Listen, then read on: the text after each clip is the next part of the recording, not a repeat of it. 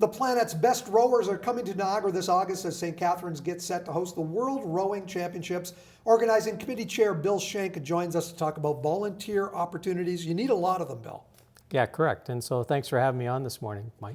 Thanks for coming in. Yeah, it's always a pleasure to come in and be able to talk about a sport that I'm so involved with and dearly love. And you've been involved with, for how long? 50 years? Just over, yes. Just over 50 years. It's hard to believe, yeah. So, when I look at how things have progressed at that Henley course, lots of changes. You got some brand new construction there, some brand new buildings, and things are just beautiful. Really going to make a statement here on the world scene, and that's coming up in August. In August of this year. And so we've been very fortunate over the last number of years. And so we hosted the World Championships here back in 1999. And since then, we've been able to host the Canada Summer Games, the Pan Am Games, and each one of those events that we've had at the Henley have left some legacy behind. And so again, for 2024, that we were hoping that we can leave some legacy behind for future generations of rowers in the Niagara area to be able to appreciate, enjoy, and have some of the best rowing facilities in the world, if not just in this area. So we're very excited about these opportunities. 3 categories in this competition, U19, U23, and the seniors.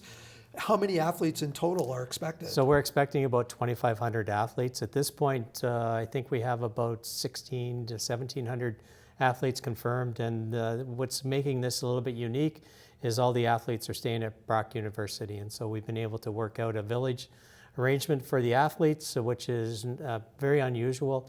Usually they stay at 6, 7, 8 different hotels, and now they're all under one roof. They'll be all eating together, transporting back and forth to the venue, and so it's an exciting time.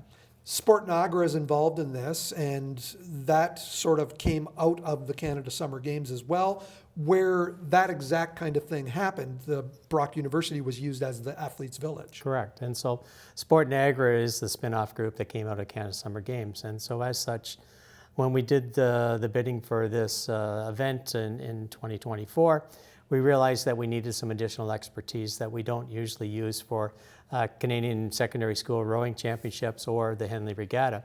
And as such, we've contracted Sport Niagara to take over and do some of the things that would not normally have done. And so the marketing, promotion of the event, sponsorships, have been, as well as procurement and the contracting for a lot of the suppliers, has been part of what Sport Niagara has brought to the table for this event. Can we put a price tag on the economic impact to St. Catharines and Niagara this will bring? So for Canada, for Niagara, it's about a $23 million economic spend for us. That's amazing. Right. Let's talk about the volunteer opportunities. Athletes Village is part of those opportunities, one of those opportunities. What else is available? So what happens with a lot of events is that people open the volunteer portal real early, and people sign up and they get to the point where, well, no one's contacted me, no one's reached out to me to say that what I'm going to be responsible for. And so this past week, we opened the volunteer portal. And so we're very excited about that. We wanted to wait till this year to do that. So for January, February, the portal is open for people to volunteer and apply.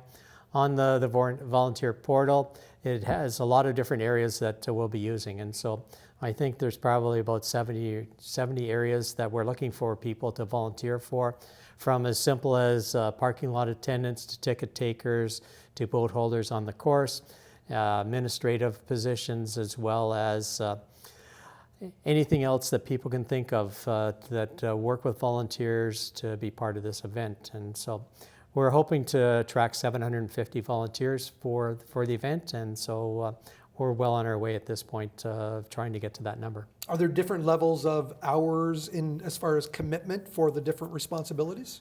Because the days are long, and so the days will start at 8 o'clock in the morning. The training will open at 7 o'clock and go till 7 o'clock at night.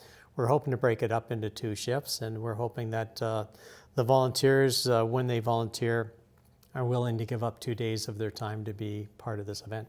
Do you expect a lot of the volunteers who participated in the Canada Summer Games to step up on this one as well? Well, we have a core group of volunteers that do all the local regattas, so the Henley, the high school championships, and Many of them have expressed an interest in being involved in that. But again, there's many areas that we don't normally would use for the Henley Regatta that we're going to need more people involved. And as such, we've had a great response. I've been receiving many emails from people that were part of the Canada Games wanting to know how they can help and be part of this event. And so as we go through January, February, the portal's open. In March and April, we're going to sit down and go through the volunteers and see where we can slot them in. And then April and May, we're going to get back to these individuals, and then we'll have a training program in July for them, just so they have an orientation of what's expected of them, so that we're ready to go in August with everyone prepared for what the responsibility is, where they go, where they report in, and how they become part of what we hope is a very successful World Championship event. Well, I'm sure it will be. It sounds great. It sounds very exciting. stcrowing2024.com for that application. Bill Schenck, thanks for joining us. Thanks for having me, and any time that I can come in and talk about rowing, just welcome me back.